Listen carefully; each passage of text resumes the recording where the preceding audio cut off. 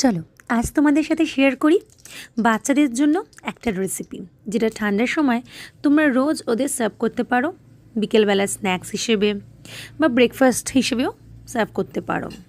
তবে বাচ্চা শুধু কেন, বাচ্চা থেকে বুড়ো সবাই ট্রাই করতে পারো এই রেসিপিটা। প্রথমে তোমাদের ঘি দিয়ে নিতে হবে। আমি একেবারে শুদ্ধ দেশি ঘি এখানে ইউজ করেছি 3 চামচ, তোমাদের মন মতন তোমরা আরও নিতে পারো। তারপরে ওর মধ্যে দিয়ে দিলাম সুজি, তোমাদের পরিমাণ মতো নিতে হবে, যেমন বাচ্চারা খায় বা বয়স্করা যদি খেতে চায় সেই হিসেবে। আর তার মধ্যে দিয়ে দিলাম একদম সরযুক্ত গরুর দুধ।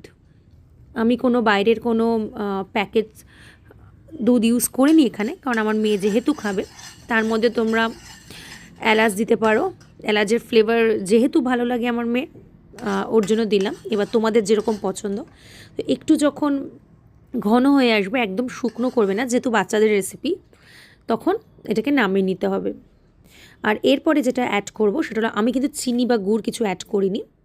এখানে আমি অ্যাড করলাম তোমাদের খেজুরের সিরাপ। এটা খুব টেস্টি হয় আর সবথেকে বড় কথা হেলদি। আমি যখন আমার মেয়ের জন্য কিছু তৈরি করি, আমি চেষ্টা করি যে হেলদি কিছু ওকে দেবো। তো এর মধ্যে আমি দিয়ে দেবো কেসার।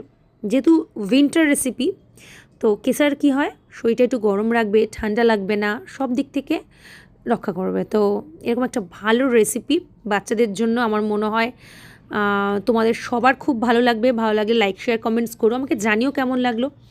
আর বাচ্চাদের খেয়েও বেশ ভালো লাগবে যেহেতু খেজুরের সিরাপ রয়েছে। তো দেখা হচ্ছে অন্য পর্বে, ততক্ষণ পর্যন্ত খুব ভালো থেকো, টাটা।